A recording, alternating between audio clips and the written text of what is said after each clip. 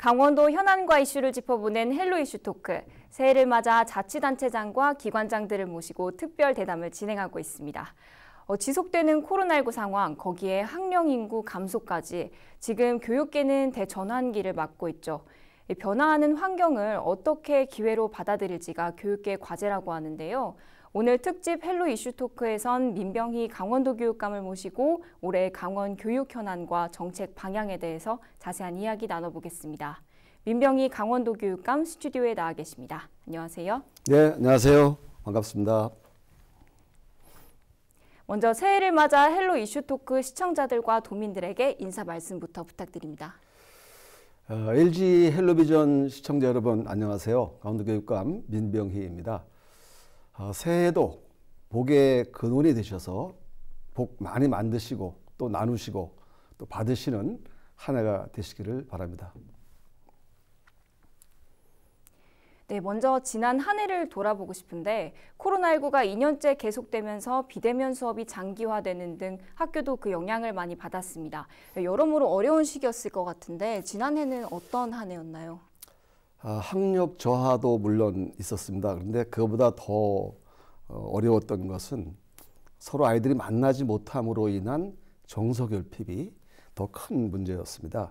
그래서 지난해 2학기부터는 전면 등교를 선언해서 하게 됐고요. 쉽지 않은 과정이었지만 그런 과정 속에서 우리 학생들 또 학부모님들 교직원들의 눈물 나는 노력으로 잘 해왔습니다. 저희 교육청에서도 방역 인력 배치라든지 또 PCR 검사팀 운영, 물품 지원 이런 걸 통해서 학습과 정서 지원을 아낌없이 했던 그런 한 해였습니다. 새해를 맞으면서 감회가 남다르셨을 것 같습니다. 첫 민선교육감으로 당선되고 강원도 교육을 이끈 지 12년의 시간이 흘렀습니다. 올해가 벌써 임기의 마지막 해인데 그동안의 가장 큰 성과를 좀 짚어본다면요. 제가 처음 교육감 되던 해 12년 전에 그때 딱 두 가지 공약을 내걸었습니다. 하나는 고교 평준화, 또 하나는 돈 안 드는 교육이었는데요. 두 가지 다 안정적으로 이뤄냈습니다.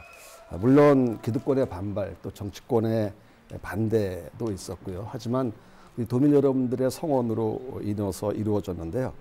잘 아시다시피 고교 평준화는 안정적으로 정착이 되어서 진로 진학에 큰 도움이 되고 있고요.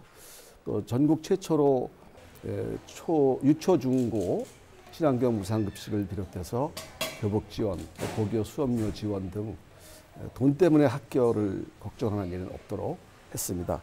또 한 가지 크게 바뀐 게 학교 문화가 바뀌었다는 건데요. 우리 교장 선생님들이 수평적 민주적 리더십으로 학교를 운영하게 되었고 우리 아이들은 자기 주도적으로 학습할 수 있는 그러한 즐거운 학교 분위기가 만들어졌다고 봅니다. 네, 그간 펼쳤던 여러 정책들 중에서 특히 학생들에게 호응을 얻었던 정책은 또 어떤 것이었는지 궁금합니다. 조금 전에 말씀드린 고교 평준화가 그래도 가장 우리 아이들한테 인기가 있었던 것 같아요. 네. 그 전에는 교복 색깔로 차별을 받았잖아요. 이제 그러한 게 없어지고 또 입시 위주의 교육이 해소됨으로 인해서 아이들이 좋아하게 됐고요. 또 한 가지는 학생들에게 인격 존중, 즉 학교의 아이들의 그 문화를 존중하고 또 그 학칙 개정 이런 걸 통해서 학교 민주화를 이룬 것입니다. 또 슬기로운 문화생활 카드라고 해서 요즘 아이들이 마음대로 문화활동할 수 있게 해준 것도 인기가 좋고요. 제가 지난번 선거 때 학생들이 모의 투표를 했어요. 전국적으로 다 했는데 그래서 그런지 전국에서 제가 1위를 학생들 투표에서 또 일반인 투표에서는 2등 했습니다. 그럼 지난해에는 코로나로 좀 침체된 분위기 속에서도 이 강원도 교육청에는 유독 눈에 띄는 성과들이 많았는데요. 좀 어떤 게 있었는지 말씀 부탁드립니다. 지난해 교육부에서 재정 운영 평가를 했는데요. 저희 강원도 교육청이 최우수를 3년 연속 받았습니다. 그리고 그 같은 교육재정 효율성 및 건전성에 대한 감사를 감사원에서 했는데 여기에서도 모범 교육청이라고 해서 그 감사원장 표창을 받았고요. 제가 매니페스토 실천본부에서 최우수 등급인 SA 등급을 받은 것, 이런 게 좀 자랑거리라고 할 수 있겠습니다. 네. 하지만 한편에서는 좀 넘쳐나는 교육 재정이 방만하게 사용되고 있다는 그런 비판적인 좀 보도도 있었는데요. 예, 저도 그 보도를 보면서 이게 재정 운용의 구조나 절차에 대한 뭘 이해해서 온 것이 아닌가 이런 생각이 들고요. 좀 오해가 있었던 것 같습니다. 제가 조금 전에 말씀드린 그 상 받고 3년 연속 받고 이런 것은 잘했다는 증거잖아요. 앞서서 그 말씀드린 그게 증거이고요. 또 학생들한테는 복지 비용을 많이 늘리면서도 저희가 빚을 다 갚았습니다. 제 임기 초에 1,800억의 부채가 있었는데 2019년에 부채 제로 상태로 만든 것도 좀 재정 운용을 잘했다고 자평하고 있습니다. 네, 그러면은 마지막 임기를 맞는 해인 만큼 남은 임기를 어떻게 마무리할지에 대한 고민도 많았을 것 같습니다. 올해 강원도 교육 정책 방향은 어떻게 잡으셨는지 궁금합니다. 제 임기가 이제 채 반년도 남지 않았잖아요. 그래서 새로운 정책을 개발하거나 이런 거는 좀 아니라고 보고요. 도민들께 약속한 정책을 다 마무리를 하는 게 제 남은 임기 동안에 할 일이고요. 역시 안전한 학교 그리고 즐거운 학교를 만드는 일에 매진하겠습니다. 아울러서 기초학력 책임교육에 관련해서 기초학력 전담교사제를 도입하고 초등학교에 협력교사가 현재 120명이 있는데 이거를 2배로 늘려서 한 240명 정도로 늘리려고 하는 계획도 가지고 있습니다. 네, 앞서 잠시 언급했지만 이 코로나가 최근 2년간 최대 이슈였습니다. 이 교육 현장에도 코로나가 가져온 변화가 클 텐데 한편에서는 학력 격차에 대한 우려도 커지고 있습니다. 실제 상황이 어떤가요? 지난해 그 대학에 위탁해서 도내 중학교 학생들을 상대로 성적 비교 연구를 한 게 있습니다. 그랬더니 역시 중위권 학생들 숫자가 줄고 하위권이 늘어나는 그러한 현상이 사실이었습니다. 그래서 저희가 아까 말씀드린 것처럼 2학기에 전면 등교를 하게 됐고요.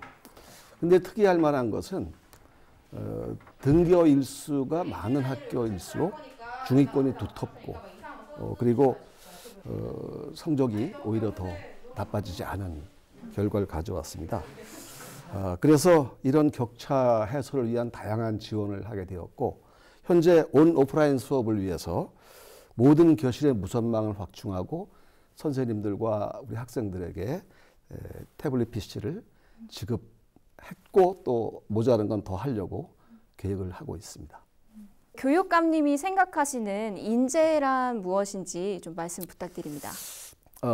예전부터 뭐 인재 양성 뭐 이렇게 얘기할 때에 아마 우리 어른들 생각에는 서울대학교 갔거나 뭐 또는 판검사가 됐거나 의사가 됐거나 이런 경우에 막 인재라고 생각하는 경우가 많이 있는데 저는 그게 아니라고 봅니다. 사실은 뭐 그러한 인류대학 나와서 판검사가 됐을 때 그 사람들이 어떻게 기여했느냐 이 세상을 위해서 그건 아니라고 보고요. 드루 길핀 파우스트라는 그 하버드대 여성 총장이 계셨는데 그분이 뭐라고 얘기했냐면 교육은 사람을 몫으로 만든다기보다는 몫을 사람으로 만드는 것이다 라고 얘기했어요. 그래서 이걸 우리나라 상황으로 비교해 보면 교육은 사람을 검사로 만든다기보다는 검사를 사람으로 만드는 것이다. 이렇게 봤을 때 저는 인재 양성은 이 지역에서 이웃과 함께 이 지역의 아름다운 공동체를 위해서 노력하는 사람이 인재다. 저는 그런 아이들을 키우고 싶은 생각입니다. 네, 그럼 같은 선상에서 보면 보다 양질의 교육을 통해서 어떤 대입 제도적인 부분도 개편이 돼야 될 것 같은데 혹시 이거에 대해서 어떻게 생각하시는지? 지금 이제 강원도 같은 경우는 크게 우리 수능 성적으로 가는 그러한 곳이 그다음에 수능 성적이 아닌 그러한 거로 가는 두 가지 큰 방향이 있는데 저희 강원도는 수능의 영향력을 크게 받지 않는 그런 방향으로 92%가 진학을 하고 있어요. 근데 이제 대학의 서열화라든지 이런 것들을 이 정부가 나서서 해소해야 되는데 새 대통령 후보들도 그런 공약을 잘 안 걸더라고요. 그리고 이제 수능이라고 하는 것의 의미가 많이 퇴색되어 있기 때문에 이거를 자격고사화한다든가 이렇게 해서 대학의 서열화 문제를 좀 없애면서 초중등교육의 정상화를 가져올 수 있는 그런 방향으로 바뀌었으면 좋겠습니다. 네, 그럼 오는 3월부터는 청소년에게도 방역 패스가 적용됩니다. 물론 학내에서는 적용이 되지 않지만 그 범위가 넓어진 만큼 우려도 많고 또 반발도 있습니다. 이거에 대해서 어떻게 좀 대응하고 계신가요? 청소년에게 방역 패스를 정부에서는 3월로 미룬 상태이기도 하고 또 법원이 얼마 전에 효력 정지 결정을 내렸잖아요. 그래서 본안 판결 때까지 내렸는데 본안 판결은 좀 현명한 판결이 있기를 바라고요. 우리 부모님들이 이 백신 때문에 걱정을 하는 것은 충분히 이해를 합니다. 그런데 이 백신이 가장 강력한 방어 수단이라고 하는 게 과학적 결론이잖아요. 그리고 또 요즘 우리 방학 중인데 이러면 모든 학생들이 조건이 똑같잖아요. 가정에 있으니까. 그런데 초등학생으로 갈수록 이 코로나에 걸리는 아이들이 증가하고 있어요. 또 중고등학교로 갈수록 줄어들고 이거는 백신을 맞지 않은 것과 연관이 있다라는 생각이 들고요. 그래서 우리 부모님들께서 현명한 판단을 하셔서 많은 아이들이 백신 접종을 했으면 하는 바람입니다. 네. 지난해 돌봄 전담사의 파업으로 인해서 이 돌봄 교실 운영이 일부 중단되기도 했었습니다. 그렇다면 좀 이들을 비롯한 비정규직과 교육 공무직의 파업 문제에 좀 대안이 있으신지 말씀 부탁드립니다. 교육 공무직이 이제 학교에서 꼭 필요하신 분들이고 이분들에 대한 처우를 개선해야 된다는 것은 맞습니다. 그런데 이제 워낙 다양한 직종에 있고 그 다양한 직종마다 근무 환경도 다르고 요구 사항도 다르고 그래서 이런 사항이 끊임없이 발생을 하고 있으면서 전국 교육청들이 공동 교섭을 추진하고 있어요. 그로 인해서 속도라든가 효율성에 한계가 있습니다. 그러나 법령과 예산의 범위 내에서 최대한 수용하기 위해서 노력하겠다는 말씀을 드리고요. 이 기회에 정부에 요구를 한다면 이분들을 정규직으로 해서 임금이 그냥 정부에서부터 나오면 이런 문제가 없어지는데 지금은 우리가 받은 교육비 특별회계 사업비에서 쪼개서 하다 보니까 한계가 있다는 말씀을 드립니다. 네. 최근 몇 년간 화두가 되고 있는 교육계 이슈로 학령 인구 감소를 빼놓을 수가 없습니다. 특히 강원도는 올해 100명이 넘는 교원이 감축되는 등 그 여파가 좀 직접적으로 다가오고 있는데 학령 인구 감소에 대한 대책도 궁금합니다. 학령 인구 감소가 된다 하더라도 교원 감축이나 교육 재정에 대한 감축은 안 된다고 말씀드리겠습니다.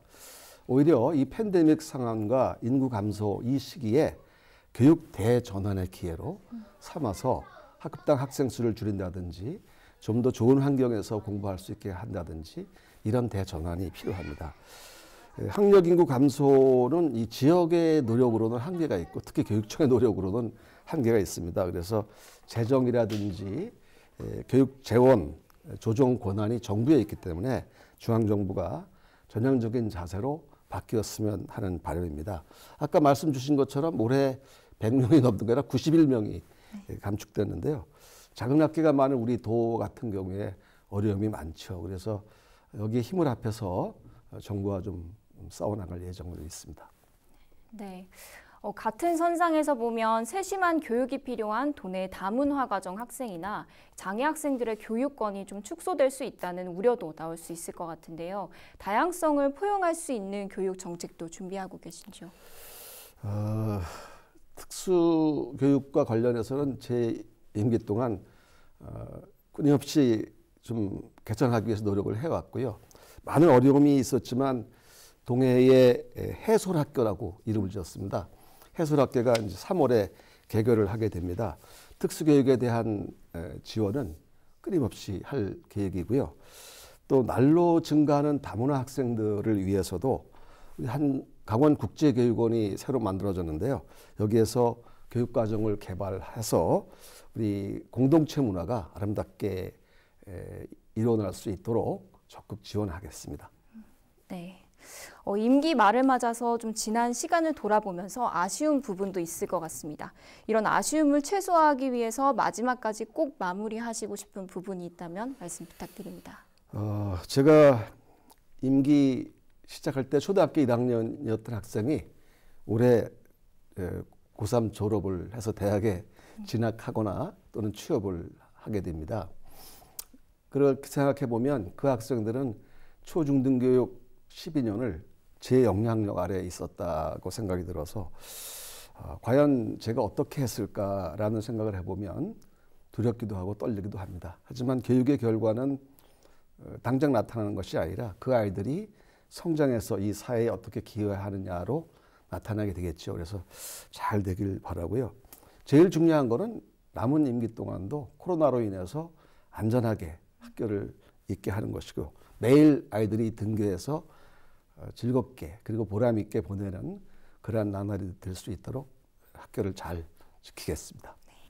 그러면 올해로 임기가 마무리되는데 차기 교육감에게 바라는 점이 있다면 말씀 부탁드립니다. 그래서 차기 교육감에게 참고가 되라고 2030 프로젝트를 우리가 만들어 놨습니다. 앞으로 20년, 30년 가도 이렇게 가면 좋겠다라고 하는 하나의 나침반 같은 것인데요. 그걸 참고하셔서 어느 분이 교육감이 되시더라도 교육은 급하게 당장 성과를 보려고 하면 안 된다고 생각합니다. 그래서 멀리 내다보고 우리 아이들이 즐겁고 행복하게 학교 생활할 수 있는, 그래서 우리 아이들이 삶의 방향 그리고 자기 진로를 찾아 나갈 수 있는 방향으로 강원교육을 이끌어 주셨으면 하는 바람입니다. 네. 많은 학부모님들이 아이들의 진로 문제에 대해서 고민이 많을 것 같은데요. 혹시 이거에 대해서 팁이 있으시다면 말씀 부탁드립니다.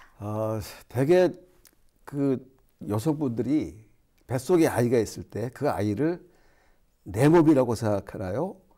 아이의 몸이라고 생각하나요? 근데 대개 낳고 나서도 내 몸에서 난 아이는 내 것 같은 생각이 들어요. 그래서 한 아이의 온전한 인격체를 존중해 주는 게 아니라 내가 하고 싶은 대로 하고 싶은 욕망이 있어요. 그래서 아이들이 뭘 좋아하는지 어떤 방향으로 갔으면 좋겠는지를 관찰하는 게 아니라 내가 생각한 방향대로 이렇게 되라 라고 요구를 하는 그러한 게 우리 어른들의 마음이죠. 하지만 그거는 아닙니다. 우리 아이들이 뭘 좋아하는지 그리고 자기가 어떤 자기 삶의 방향을 찾아 나서게 되면 스스로 학습하고 스스로 개발해 나가요.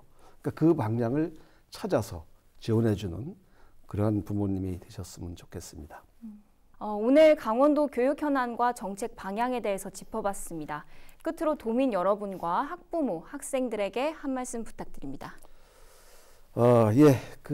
지난 12년 동안 저와 함께하고 성원해 주신 우리 학생, 학부모, 그리고 교직원 여러분, 그리고 도민 여러분 정말 고맙습니다. 올해 봄의 해를 맞이해서 그 봄의 기운으로 어려움 다 물리치고 몸도 마음도 평안하고 풍성한 그런 한 해가 되시길 바라겠습니다. 고맙습니다. 민병희 강원도 교육감과 함께한 특집 헬로 이슈 토크 여기서 마치겠습니다. 오늘 말씀 감사드립니다. 네, 고맙습니다.